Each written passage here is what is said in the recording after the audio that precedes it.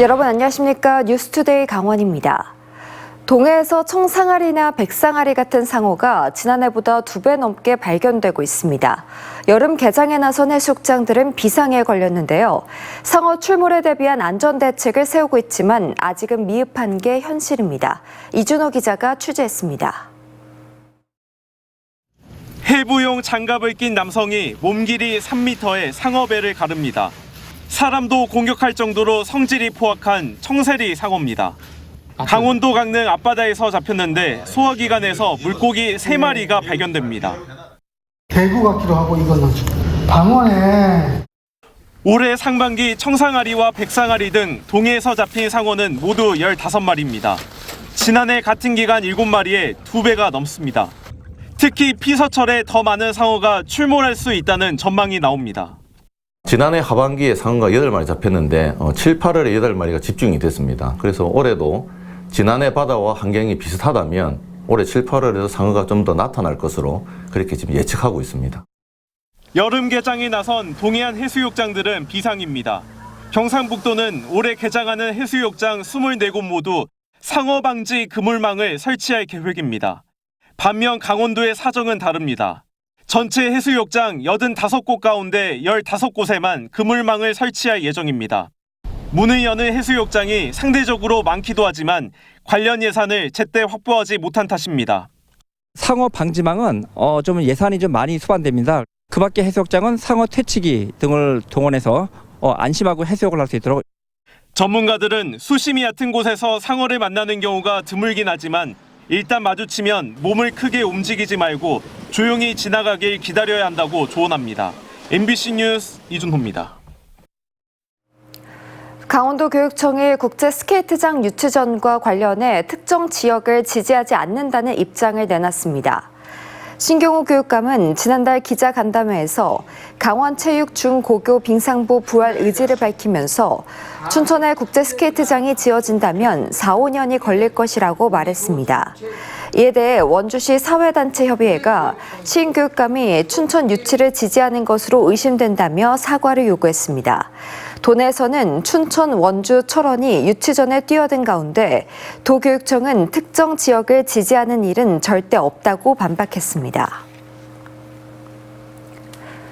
원광수 원주시장이 민선 8기 후반기가 시작되자마자 일본 출장길에 올랐습니다.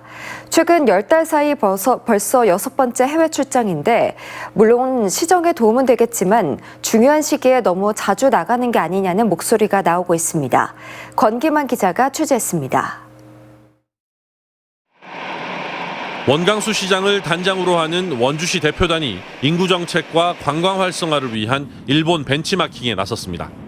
산후기 우동의 본고장인 다카마스를 찾아 원주 만두의 발전 방안을 모색하고 오사카에서는 상공회의소와 관서 한인회를 만나 여기민 정책 등 다양한 분야에서의 협력 방안을 논의한다는 구상입니다. 지역의 인구 정책과 관광 활성화를 위한 출장으로 시정 운영에 도움이 되기는 하겠지만 문제는 최근 원 시장의 해외 출장이 너무 잦아지고 있다는 겁니다. 원 시장의 해외 출장은 작년 10월 미국 LA와 뉴욕, 11월 중국 허페이와 일본, 올해 1월 아랍에미리트 두바이, 5월 미국 로아노크에 이어 최근 10달 사이 6번째입니다.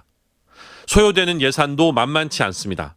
방문단은 시장 포함 6명에서 많게는 11명으로 구성됐는데 모두 1억 9,400만 원의 예산이 들었습니다. 이 가운데 시장만 3,500만 원의 예산을 썼는데 일부 지역 출장의 경우 비즈니스 항공료 등으로 다른 직원들에 비해 2배에 가까운 예산을 사용하기도 했습니다.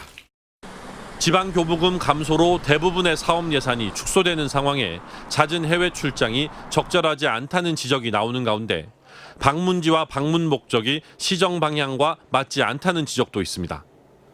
이번 일본 일정 중에는 원주 뮤지엄산을 설계한 안도 타다오의 건축물과 미술관 등이 있는 나오시마 방문 계획이 포함되어 있습니다. 원주시는 보도자료를 통해 지역 내 방치된 유휴 공간을 예술 공간으로 획기적으로 탈바꿈할 수 있었던 노하우를 배우고 오라고 밝혔는데 지역 내 방치된 대표적인 유휴 공간이었던 아카데미 극장을 철거해버린 원주시가 방문할 곳으로 적절한가 하는 부분입니다. 아카데미 극장 같은 경우에도 이제 지역 내에 실존하는 문화 공간임에도 불구하고 지금 철거가 되지 않습니까? 보면은 좀 이율배반적인 그런 행보가 아닌가 이런 생각이 듭니다. 민선 8기 후반기가 시작되고 이를 맞아 대규모 조직 개편과 인사 발령을 앞둔 시점의 해외 출장은 시기적으로도 적절하지 않다는 지적도 나오고 있습니다. MBC 뉴스 권기만입니다. 여주역에서 서원주역까지 이른바 여주-원주 복선전철 사업이 본격화되면서 원주시가 서원주 일원의 역세권 개발 사업을 추진합니다. 원주시는 1억 9천만 원을 들여 서원주역 주변에 500만 제곱미터를 어떻게 개발할지 기본 구상과 타당성 용역을 추진하고 이달 제안사를 평가해 용역업체를 선정할 방침입니다. 2030년까지 원주의 새 철도교통 중심지가 될 서원주역과 기업도시를 연계한 개발 방안을 잡는 게 핵심입니다. 민선 8기 후반기 임기가 시작되면서 육동한 춘천시장은 전반기에 닦은 기반을 토대로 후반기에는 성과를 내겠다는 목표를 밝혔습니다. 하지만 계속되는 춘천시 의회와의 갈등은 걸림돌입니다. 보도에 이승현 기자입니다. 45.62% 대 44.84%. 더불어민주당 육동한 춘천시장은 2년 전 지방선거에서 국민의힘 최성현 후보를 0.78% 차이로 누르고 당선됐습니다. 육 시장은 줄곧 춘천을 첨단 지식산업도시이자 교육도시로 만들겠다고 강조했습니다. 경쟁력도 있고 소위 말하는 인성면에서도 탁월하고 특성화 교육을 잘해서 아이들이 재주도 많고 하는 춘천만의 어떤 교육 모델을 만들고 싶어요, 제가. 육 시장은 전반기 대표적인 성과로 기업 혁신파크 조성을 꼽았습니다. 이곳에 첨단 분야 300개 이상의 기업 입주가 예정돼 있다는 겁니다. 또 바이오 첨단 전략산업단지 선정으로 바이오 기업의 세액공제 혜택과 연구개발 예산 우선 배정이 가능해졌다며 기대감을 내비쳤습니다. 교육발전특구 시범지역이 된 만큼 인재 육성에도 힘을 쏟겠다고 했습니다. 교육 관련된 부서를 2개나 만들었고 그런 노력들이 오늘의 나름대로 기반을 확충했다고 생각합니다. 끝까지 교육하고 첨단 지식 산업이 서로 상호 연계하고 보완하면서. 하지만 춘천시 의회와 틀어진 관계는 시정 운영의 걸림돌입니다. 국민의힘이 다수당인 시의회는 민주당 시장이 이끄는 춘천시와 굵직한 현안마다 충돌하고 있습니다. 민선 8기 후반기 첫 조직 개편은 의견 수렴이 부족했다는 이유로 옛 캠프페이지 부지 개발을 위한 국가시범지구 추진은 2조 7천억 원대 사업비 회수가 불투명하다는 이유로 거듭 반대하고 있습니다. 춘천시의 발전을 위한 정책이라면 정말 어떻게 하든지 만들어 가려고 노력을 해야 된다. 그러기 위해서는 행동하는 소통이 필요하다.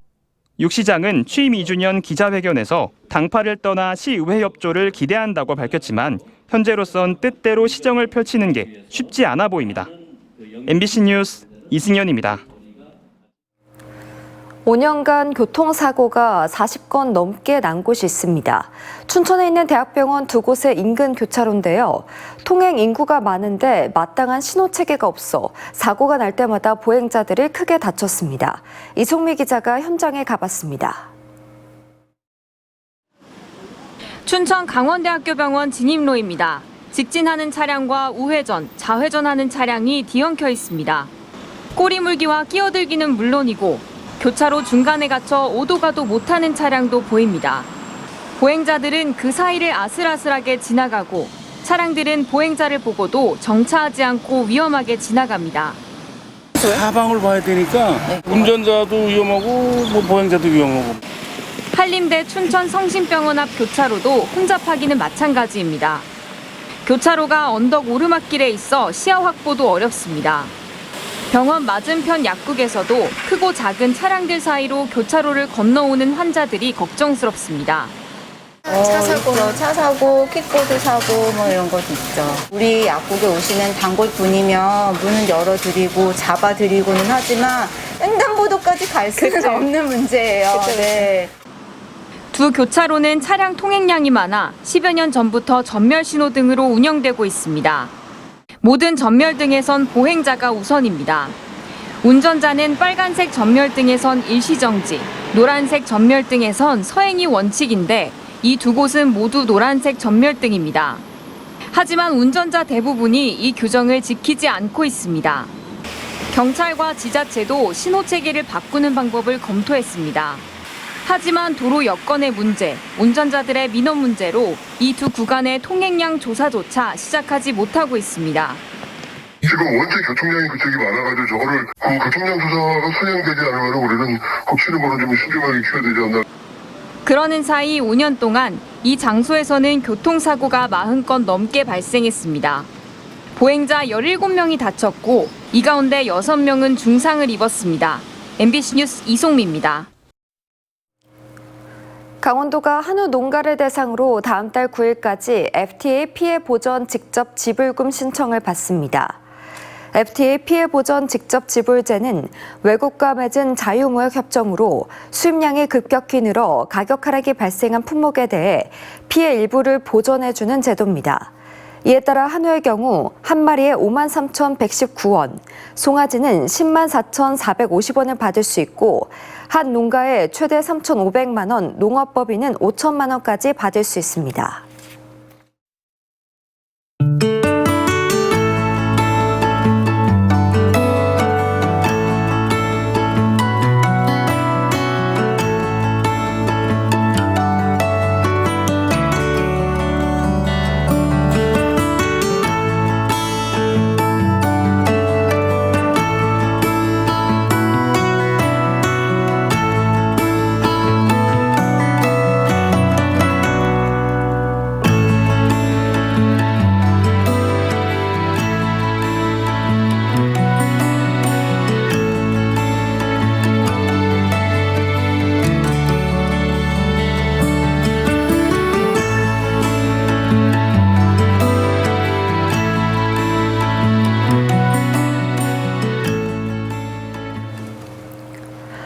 지난달 소비자 물가가 11개월 만에 가장 낮은 상승률을 기록했습니다.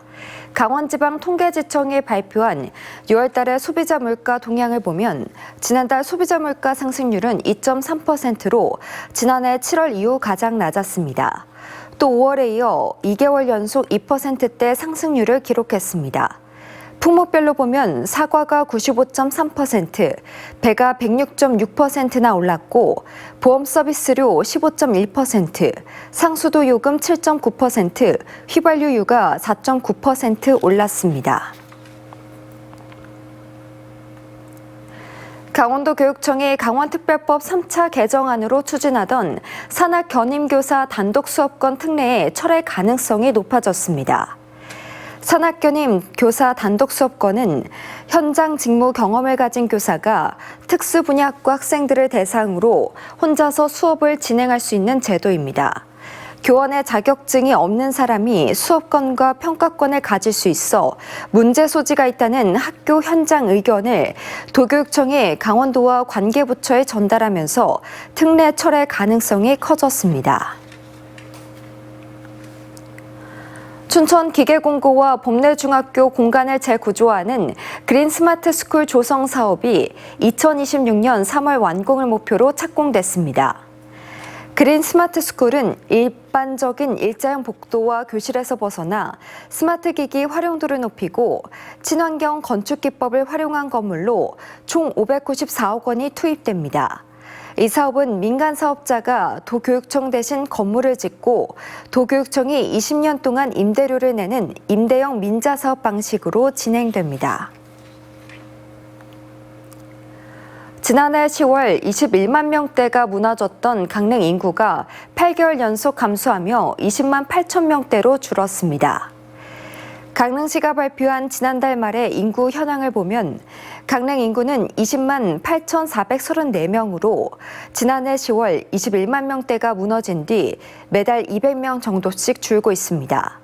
올해 신생아인 영세 인구는 739명으로 지난달보다 13명 줄었고 21개 읍면동 가운데 15곳의 인구가 지난달보다 줄었습니다. 횡성군이 90세 이상의 횡성 군민에게 장수 축하 물품을 지급합니다. 90세 이상의 728명에게 이불과 온수매트, 매트리스와 같은 생활용품을 이달 중에 지급하고 다음 달부터는 매달 90세가 된 주민을 파악해 축하 물품을 전달합니다. 민선 8기 공약 사업인 장수 축하 물품은 노인복지 증진을 위해 올해 처음으로 예산 3억 6천만 원이 투입됩니다. 올 여름 동해바다 표층 수온이 평년보다 1도 안팎 높을 것으로 예상됩니다. 이에 따라 강원도는 장마가 끝나는 이달 중순 이후 폭염에 대비해 양식 수산물 밀식 방지와 먹이 공급량 조절 등 양식장 관리를 철저히 해달라고 주문했습니다. 또 면역 증강제와 액화산소 공급기, 양식 수산물 재해보험료 일부 지원 등 다양한 지원 방안을 마련하고 피해 복구비는 신속히 지원하기로 했습니다. 학교법인 경동대가 추진하는 속초 옛 동우대 부지 매각에 반대하는 속초 시민들이 월정 집회를 열었습니다. 옛 동우대 부지 매각 반대 비상대책위원회는 어제 경동대 양주 캠퍼스 앞에서 학교 조성 당시 헐값에 사들인 시유지를 매각해 수백억 원의 시세 차익을 노리는 행위를 즉각 중단하라고 요구했습니다. 학교법인 경동대는 지난 5월 855억 원 규모의 옛 동우대 부지 매각을 공고하고 내일 낙찰자를 결정할 예정입니다. 올해 대한민국 축제 콘텐츠 대상을 받은 철원의 화강 다슬기 축제가 오는 8월 1일부터 나흘 동안 화강 시립공원에서 열립니다. 이상으로 뉴스를 마칩니다. 시청해주신 여러분 고맙습니다.